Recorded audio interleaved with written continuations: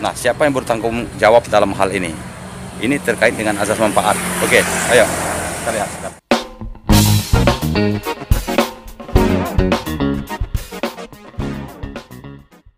Baiklah, Assalamualaikum warahmatullahi wabarakatuh. Apa kabar semuanya sahabat Media Terap News dimanapun semua sahabat berada. Kali ini saya sedang berada di Kabupaten Batanghari, Provinsi Jambi. Yang mana pada hari ini saya akan mencoba untuk mengkritik apa yang ada di sini ya, atas permintaan daripada netizen dan juga permintaan daripada rekan-rekan awak media yang ada di Kabupaten Batanghari. Yang bahwasanya saya hari ini berada di salah satu bangunan proyek yang diduga terbengkalai, yaitu proyek pembuatan waterboom ya, yang mana setelah saya sampai di Batanghari saya melihat keadaan yang seperti ini. Jadi para sahabat, sekali lagi saya sampaikan, jangan pernah takut untuk mengungkap suatu kebenaran dan jangan pernah takut untuk bicara benar, karena kebenaran adalah hak milik daripada semua manusia yang ada di dunia ini. Jadi terkait tentang waterboom yang ada di Batanghari, ya, di sini saya menilai sangat sayang sekali, yang bahwasanya berdasarkan informasi adanya dana negara yang masuk ke wilayah bangunan ini senilai kurang lebih 23 miliar rupiah. Ini sangat fantastik sekali ya, sangat fantastik dengan nilai seperti itu. Nah, jadi sahabat, ini sungguh sangat besar sekali, namun tidak ada yang berjalan ya di sini, kegiatan objek wisatanya mandek.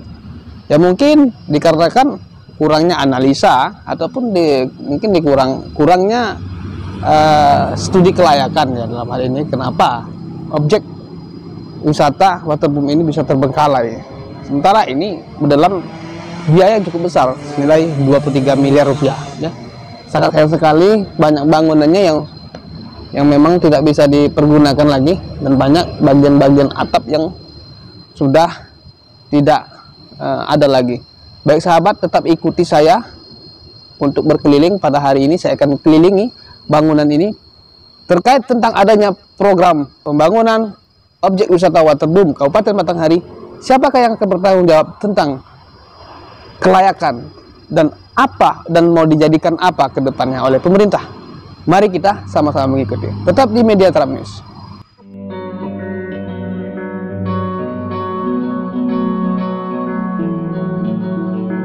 Baik sahabat, kali ini saya sudah berada di lokasi waterboom, proyek waterboom yang diduga mangkrak ya, yang menghabiskan anggaran sampai 23 miliar rupiah. Nah, kali ini saya sudah ada di bagian dalamnya, dan di sini saya juga sudah ada terhubung dengan para aktivis yang ada di Kabupaten Batanghari ini ya, dan juga rekan-rekan awak media yang lain. Mari kita sambil menelusuri dan kita minta sejauh ini bagaimana pengetahuan mereka terkait tentang dana negara yang sia-sia dan tidak ada azas manfaatnya ya, menurut daripada rekan-rekan kita ya. Jadi terus ikuti.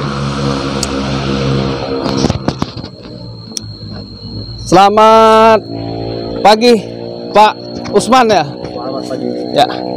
Jadi rekan media, sahabat Media Terap News, sekarang saya sudah berada dengan aktivis ya di Kabupaten Batanghari, yaitu Bapak Usman. Nah, yang mana beliau ini adalah salah satu tokoh publik yang ada di Kabupaten Batanghari. Nah, kita akan minta paparan dari beliau sejauh ini terkait tentang anggaran negara yang diduga sia-sia ya untuk pembangunan objek wisata waterboom. Ini untuk objek wisata ini sendiri ini sudah berjalan berapa tahun ini Pak Usman? Oh begini, saya paparkan dari awal. Itu awal mula dibangunnya waterboom pada tahun 2011. Pemerintah daerah Kabupaten Batanghari pada awal niat mereka baik ya. Mereka berencana untuk membangun suatu fasilitas yang berbentuk objek wisata ya.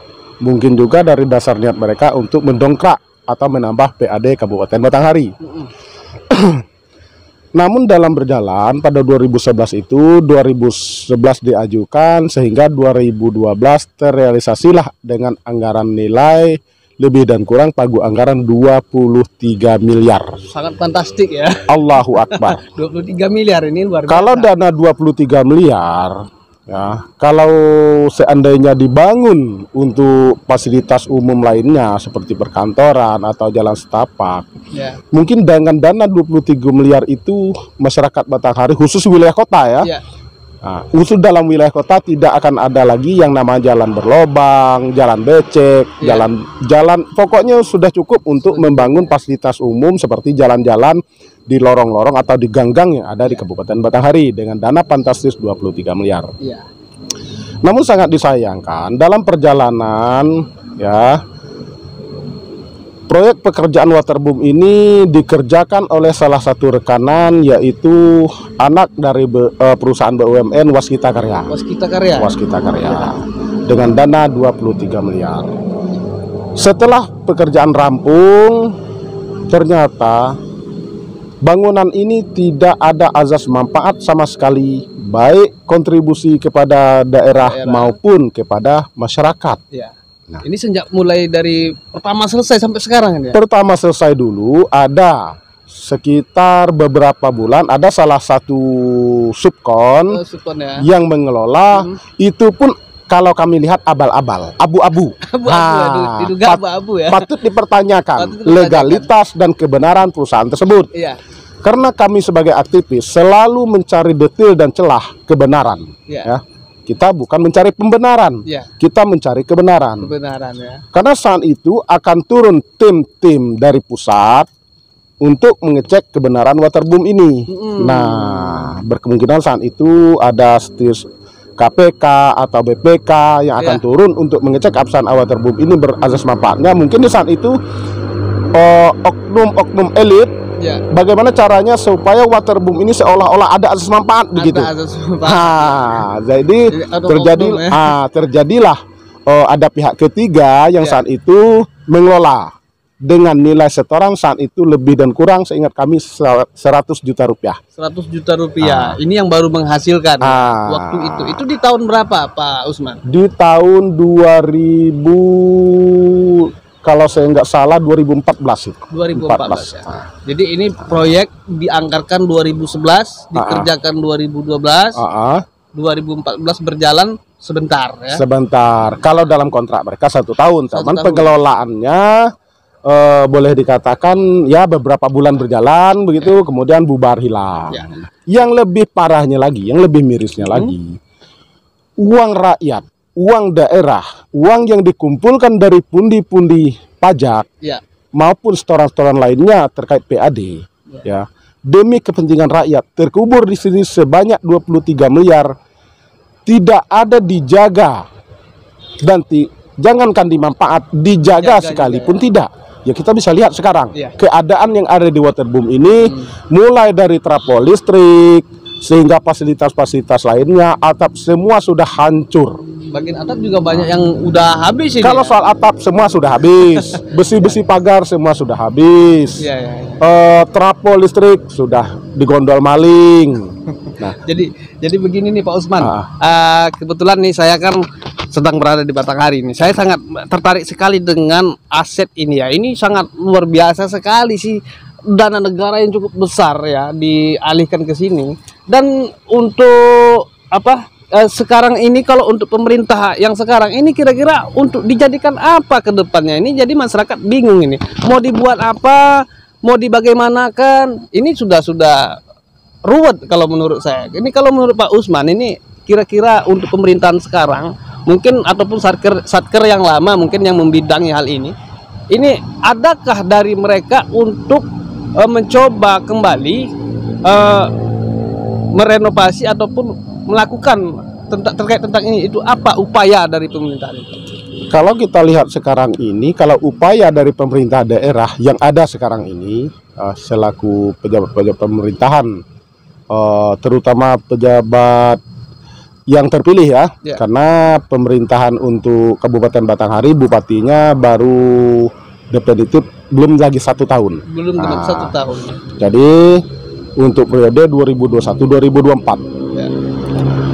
Kalau untuk pejabat pemerintah yang ada sekarang ini, kalau kami lihat dan kami pun tidak mendengar adanya rencana atau suatu gagasan atau berupa suatu terobosan untuk bagaimana menyelamatkan aset ini, ya. daerah ini, ya uang rakyat yang 23 miliar ini dijadikan apa? Belum pernah. Belum ada ya. Belum ada. Wacananya. Berkemungkinan. Kita bukan mengatakan mereka tidak peduli. Ya. Berkemungkinan pemerintah daerah juga ingin tahu terlebih dahulu Statusnya Karena apa? Karena waterboom ini sudah sering diproses hukum. sudah sering diproses hukum. Kami sebagai aktivis Batanghari sudah menyuarakan baik secara penyampaian aspirasi maupun secara surat kepada penegak hukum. Itu sudah sampai ke Jakarta, ke Kejaksaan Negeri, Kejaksaan Tinggi, Kejaksaan Agung, ke KPK sekalipun kami sudah melaporkan. Ya. Nah, jadi mungkin pemerintah yang ada sekarang ini mau tahu statusnya dulu. Ya, Nah, karena kalau tidak jelas statusnya, kalau mereka masih dalam proses hukum, jelas pemerintah tidak bisa berbuat apa-apa, kan Benar, begitu. ya. Nah, mungkin kalau nanti statusnya sudah jelas, mungkin pemerintah ya berkemungkinan akan mengambil langkah. Baik sahabat media Trapnews, ini sungguh sangat luar biasa sekali. Dan saya juga di sini menilai ini sangat sayang sekali ya. Ternyata di Kabupaten Batanghari ini banyak aset-aset yang sangat sia-sia ya, seperti itu. Jadi dengan bangunan yang sebesar ini menghabiskan uang negara sampai miliaran rupiah, ini sungguh sangat sayang sekali. Dikarenakan kenapa? Tidak adanya yang memanfaatkan, jadi sehingga asas manfaatnya tidak ada. Jadi sehingga bangunan yang ada di sini itu semuanya mulai satu persatu hilang ya, seperti barang yang mungkin bisa ambil sama orang, jadi satu persatu sudah mulai hilang, jadi sehingga tidak ada asas manfaatnya. Jadi sahabat, jangan pernah takut untuk bicara benar dan jangan pernah takut untuk mengungkap satu kebenaran, yang mana kebenaran adalah milik semua hak warga negara. Seperti itu. Jadi kita sama-sama membangun daerah di negeri yang cukup kaya ini. Bagaimana kita bisa sama-sama membangun daerah kita agar lebih maju lagi ke depannya. Untuk sesi selanjutnya bagaimana dan seperti apa, tetap ikuti kami di Media Trapnews.